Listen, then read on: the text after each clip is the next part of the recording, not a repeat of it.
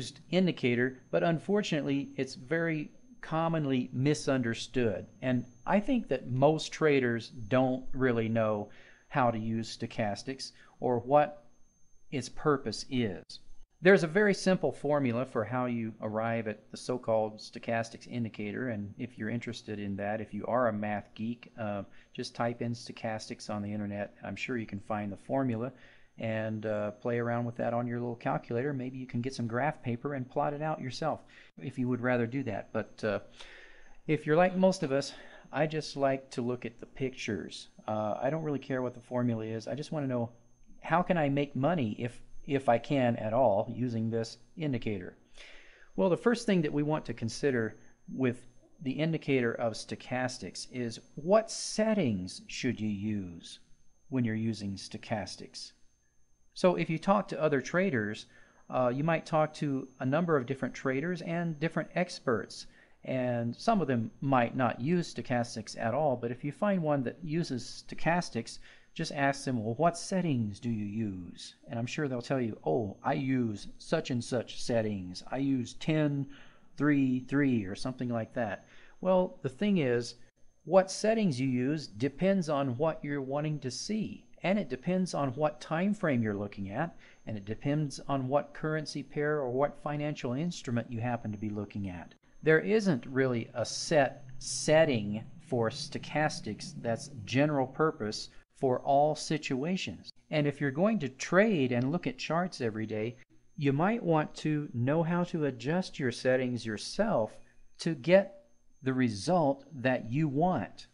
For instance, today we're going to be considering 4 different settings for stochastics that you can use as a starting point.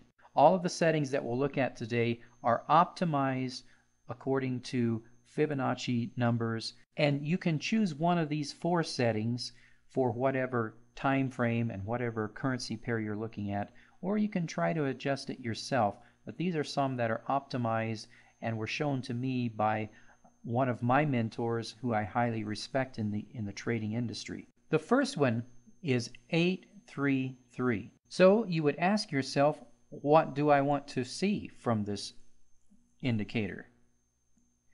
It's not just a matter of plugging in a setting and then you get whatever you get. You must ask yourself, what is it you want to see? You want to see the reversals in price correspond to the highs and lows in price in the past, and then that will probably happen in the future as well. So here we happen to have the euro versus the US dollar on the 4-hour time frame, and here is the high on this chart for this amount of time that we happen to be looking at. Here is the low right here. But maybe we're using a trading strategy where we don't necessarily just want to buy in October and then sell in the end of November. Maybe we want to know these intermediate highs and lows and see if stochastics is aligning with those highs and lows as well, if we were to trade on a shorter time frame than allowing your trade to last for months at a time. And so this setting is a pretty fast setting, and it shows all the different highs and lows every time the market even makes a slight retracement. Now, one thing that we want to point out first, since we happen to be looking at this, is that the high, the reversal, when stochastics reversed in the overbought zone, it was before the high. And that's an interesting phenomenon, because between this point and this point, which corresponds to this point and this point, we have what is called divergence, meaning that price was still going up while the waves of stochastics were steadily going down. And that's a well-known signal in the trading world, that when you see divergence, it's almost always telling you that a reversal is in the process of happening. And isn't it very uncanny how that is actually what happened? So there's this last push up when there's a trend. During that time, this fast moving stochastics of setting of 833 was diverging with waves going steadily lower and price was going higher, and then that did in fact signal that that was the top, at least for the time being. The market then reversed and headed down. But divergence in stochastics is not really the subject that we're considering today. We're considering the subject of how to optimize your settings for stochastics. So here I have marked some of the intermediate highs and lows in this chart, not all of them, just some of them, so that you can see with this vertical line if they do in fact align with the reversal that takes place on stochastics. And as we look right here, we can see again divergence when price was continuing up and stochastics was going down, and then there was in fact a very major drop in price.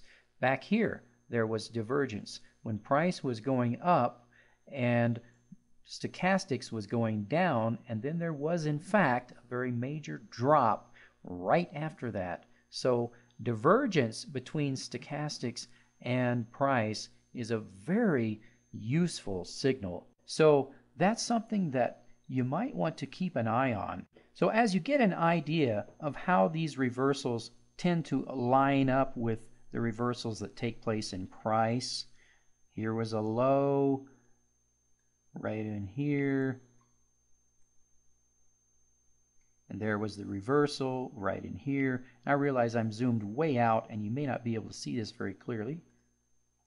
You can zoom in, you can get a better idea. Here was a high, there was a reversal, meaning the red line crossed the blue line going down. Here was another high and the red line crossed the blue line, well, right about in that time period. Here was a low and the red line crossed the blue line from below about that time period. And understand that stochastics cannot predict what the market is going to do other than through divergence, but through the reversals itself it can't predict what the market is going to do. It's always lagging and following price. But if this indicator has any use to you at all, it would be within the context of understanding that it will reverse approximately about the time that price reverses. Right as it's reversing or shortly thereafter, it won't reverse before price reverses. Divergence can give you a leading indicator of what price is about to do, but the actual reversal of these lines is not something that is going to be used to tell you in advance what the market is going to do. So you just want to get an idea of, do these reversals line up somewhat? And this setting lines up pretty closely with what's happening in price. Now here's the same currency pair on the same time frame, and we've changed the setting of stochastics to 13.55. So now we're going to filter out some of the intermediate ups and downs that stochastics is jumping all the way up and all the way down, which can actually confuse you if you're trying to stay in a trend. Because when stochastics is jumping up and down every time there's a slight fluctuation in the market, that can actually cause people to make poor trading decisions. So the setting of stochastics would depend on what you want to see. Do you want to see all of the fluctuations that are happening in the market, or do you want to perhaps filter some of those out so that you're not confused and distracted by an indicator jumping up and down when you shouldn't be getting in and out of a trade? For instance, well, here's a low right here, and if you got into the market right there, you might want to stay in until it gets up here. But you had a reversal here of stochastics, and it went all the way down almost into the oversold zone and went all the way back up into the overbought zone, and you might want to have stayed in until it reached somewhere near the high. Another real limitation of stochastics is the fact that it often will stay in the overbought zone during an entire trend and make reversals and cause people to get out of a trade when they should not be out of a trade. That's one of the areas where stochastics has a great limitation.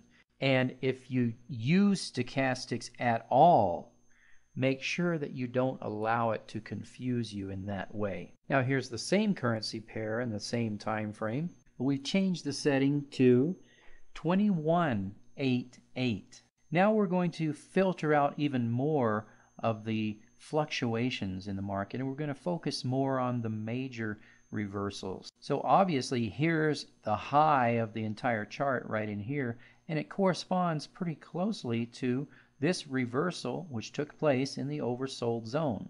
So one of the things you want to consider is at what point in time does a reversal take place, and by reversal I mean the lines are crossing, and at what position on this scale does the reversal take place. Does it take place in the overbought zone or in the oversold zone or somewhere in between, because all of this could have some meaning to you.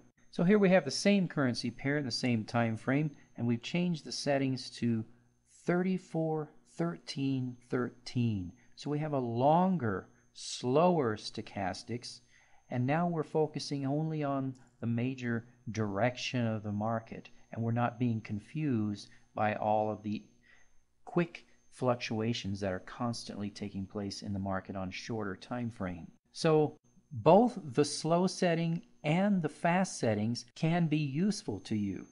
It depends on what you're trying to see.